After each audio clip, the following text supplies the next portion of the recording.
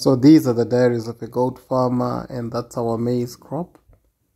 Looking okay, looking good. But can you see a close-up video? Can you see that worm that's in there? So we just took it out. So some of the crop is being affected by that worm. It's the one that is actually, making those little holes on the leaf. So this worm can really affect the yield. So, and it's something that's extremely difficult to treat. And remember what I told you, that it's so important to be able to get the nutrition of the animals right. So this is something that will really threaten the yield. So we need to do something about it. It has got potential to really wipe out the whole field, and it can actually reduce the yield. And it goes inside there and then hides inside, and then it starts to just attack the maize crop.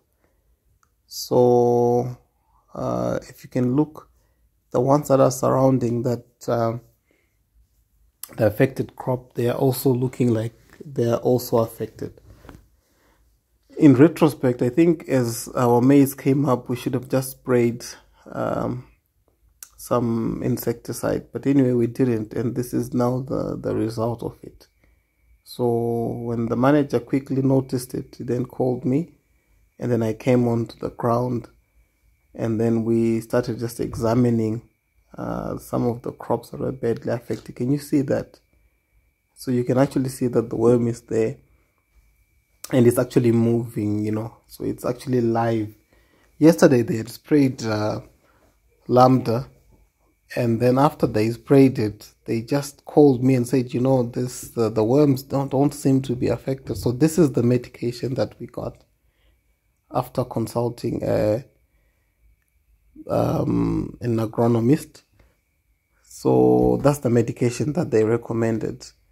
And I think you apply that in a knapsack sprayer or even in a boom spray, and then you start going. But today we're going to use the knapsack, because I really wanted the guys to really spray inside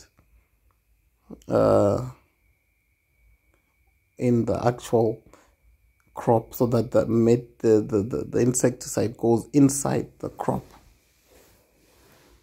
So that's how the guy is spraying. So the guys are just walking line by line, going and making sure that they spray each and every crop. So yeah, that's what we're doing right now. So you can see, so we're just going to spray it. So the guy is coming back again and spraying, and then the other guy is actually just looking where we have sprayed to see if the worm is dying. There is some other insecticide that you use that actually it's like a powder where you actually drop inside the maize crop, but this is a lot of crop, we won't be able to do that. So this is after the spraying. Can you see that that one? So that's the insecticide coming down. So we will keep checking just to see if these things are dying. It should actually die after spraying. I'm not sure how long it takes to die though, but we'll keep checking. Let's just have a look at the other one. Yes, can you see now? That one looks dead, guys. It's motionless. If you look at the other ones, they were moving, but this one is motionless. Can you see that it's motionless? It looks like it's dead, and this was just sprayed. So we are winning there. And now onto our lucern field. So this is the lucern that we planted. Can you see that the lucern is coming up? That's the can you see those lines?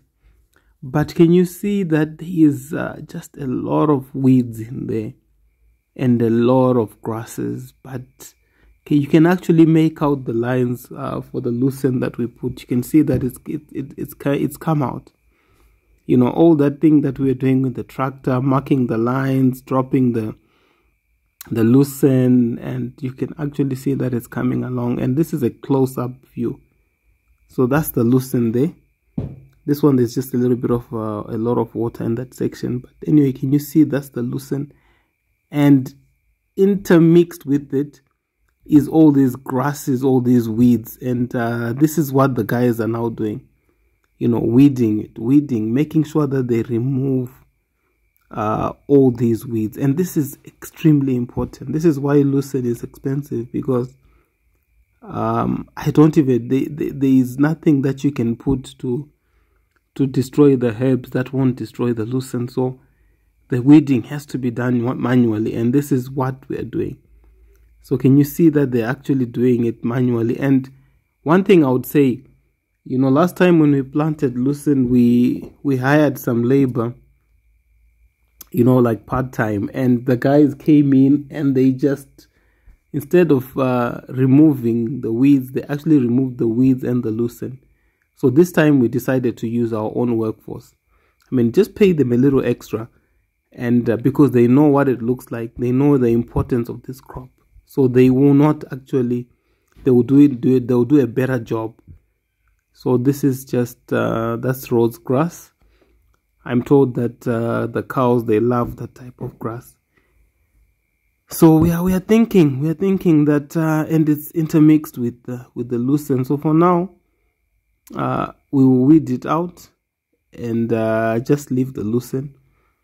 And then in future we might actually just plant this or leave the Rhodes grass in another section. That's what we are thinking. But can you see, there's just a lot of weeds, but the lucern came out, but there is a lot of weeds, guys.